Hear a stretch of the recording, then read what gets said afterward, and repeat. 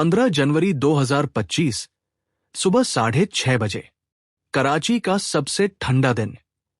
कोहरा छाया हुआ था। लियारी के नालों से बदबू उठ रही थी। ए जिन्ना रोड पर एक ट्रैफिक पुलिस का सिपाही घर जा रहा था कि उसकी नजर एक काली करोला पर पड़ी जो गार्डन के पास खड़ी थी। दरवाजा खुला हुआ था। ड्राइवर सीट पर एक आदमी सिर झुकाए बैठा था। सिपाही ने पास जाकर आवाज दी। कोई जवाब नहीं आया। जब उसने कंधा हिलाया तो लाश सीधी होकर गिर पड़ी। सिर पर 2 गोलियां, एक सीने में। जेब से पर्स निकला। इरफान अहमद, उम्र 38 साल, शिपिंग एजेंट, डिफेंस फेज 6 का पता। पर्स में 10 लाख रुपए नकद, 2 आईफोन 16 प्रो मैक्स और एक छोटा सा प्लास्टिक का पैकेट जिसमें सफेद पाउडर था। आधे घंटे में पूरी सिटी पुलिस पहुंच गई। सीआईडी के एसएसपी रिजवान अहमद खुद आ गए। उनकी आंखों के नीचे गहरे काले घेरे थे। 3 दिन से सोए नहीं थे। लाश देखते ही उन्होंने सिर हिलाया और बोले, ये इरफान भाई नहीं, इरफान भाई का भाई है। असली इरफान भाई तो अभी दुबई में है। सब हैरान होकर उनकी तरफ देखने लगे। रिजवान ने सिगरेट सुलगाई और धीरे से कहा, यह तो बस शुरुआत है। अब खून की होली खेली जाएगी। इरफान अहमद उर्फ इरफान भाई कराची के अंडरवर्ल्ड का नया बादशाह बन रहा था। पिछले 5 साल में उसने लिंडा बाजार, बलोच गैंग, पठान ग्रुप को पैसे देकर चुप करा दिया था। उसका असली धंधा ड्रग्स का ट्रांजिट था।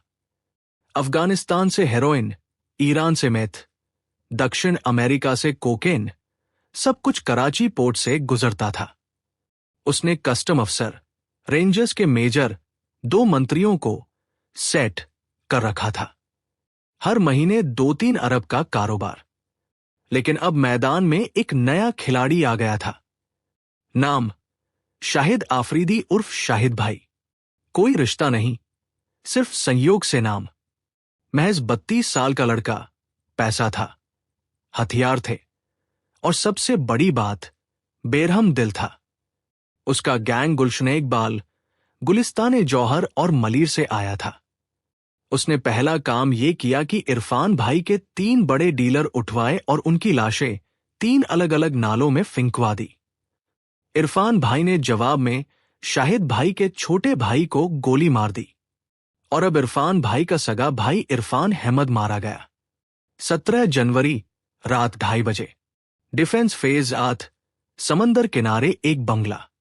इरफान भाई अपने बेटे अली 16 साल और बेटी जारा 19 साल के साथ डिनर कर रहा था। अचानक बिजली गुल। 5 सेकंड बाद दरवाजा टूटा। 12 बंदूकधारी अंदर घुसे।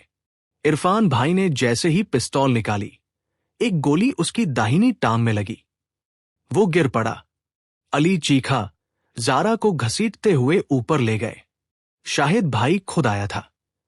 काला मास्क, सफेद शलवार कमीज।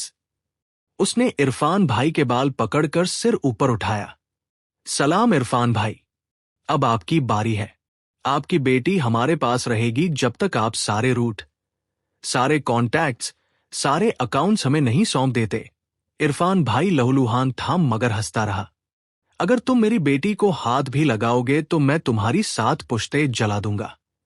शाहिद भाई ने मुस्कुराकर जारा के गाल पर जोरदार तमाचा मारा। देखते हैं कौन जलता है। जारा को एक सफेद हाईएस में डालकर ले गए। अली रोता रह गया। सीआईडी में हड़कंप मचा था। एसएसपी रिजवान के पास सिर्फ 2 रास्ते थे, या तो इरफान भाई को गिरफ्तार कर लो या शाहिद भाई को पकड़ो। लेकिन शाहिद भाई का ठिकाना किसी को नहीं पता था। रिजवान ने तीसरा रास्ता चुना। वो रात को इरफान भाई के घर पहुंचे। मैं आपको गिरफ्तार नहीं कर रहा, लेकिन शर्त यह है कि आप खुद शाहिद को खत्म करें। हम आंखें बंद कर लेंगे। इरफान भाई हॉस्पिटल के बेड पर लेटा था। आपको क्या लगता है मैं खुद नहीं कर सकता? कर सकते हैं, लेकिन आपकी बेटी मर जाएगी। हम आपको प्रोटेक्शन देंगे। इरफान भाई ने सोचा, फिर हाथ बढ़ाया। डील। 20 जनवरी मलीर हॉल्ट के पास एक वीरान फैक्ट्री। शाहिद भाई ने जारा को वहीं रखा था। रात 10 बजे इरफान भाई के 20 आदमी, 5 पुलिस वाले सादे कपड़ों में और खुद रिजवान अहमद वहां पहुंचे। शाहिद भाई को पहले से पता था, उसने पूरा इलाका घेर रखा था। दोनों तरफ से फायरिंग शुरू हो गई। 15 मिनट में जमीन लाशों से पट गई। इरफान भाई की टांग में दूसरी गोली लगी। वो लंगड़ाता हुआ अंदर घुसा। जारा जिंजीरों में जकड़ी रो रही थी। शाहिद भाई सामने खड़ा था। दोनों के पास अब सिर्फ पिस्तौल बची थी। तुम हार गए इरफान भाई, शाहिद भाई ने कहा। इरफान भाई ने जारा की तरफ देखा, फिर मुस्कुराया। नहीं बेटा, तुम हार गए। उसने पिस्तौल शाहिद भाई की तरफ नहीं, अपनी कनपटी पर रखी और ट्रिगर दबा दिया। शाहिद भाई सन्न रह गया। इरफान भाई गिर पड़ा। मरने से पहले आखिरी वाक्य कहा, अब मेरी बेटी को छोड़ दो, वरना मेरी लाश भी तुम्हें चैन नहीं लेने देगी। शाहिद भाई के आदमी डर गए। इरफान भाई की मौत की खबर जंगल में आग की तरह फैल गई। पूरे कराची में उसके समर्थक सड़कों पर निकल आए।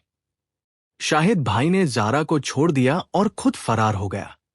जारा घर लौट आई मगर उसकी आंखों में कुछ मर चुका था। इरफान भाई की नमाज-ए-जनाजा में 10,000 से ज्यादा लोग आए। एक भी पुलिस वाला नहीं आया। रिजवान अहमद ऑफिस में बैठे सिगरेट पी रहे थे। उनके सामने फाइल पड़ी थी। केस बंद, आरोपी ने आत्महत्या की। उन्होंने फाइल बंद की और बुदबुदाए।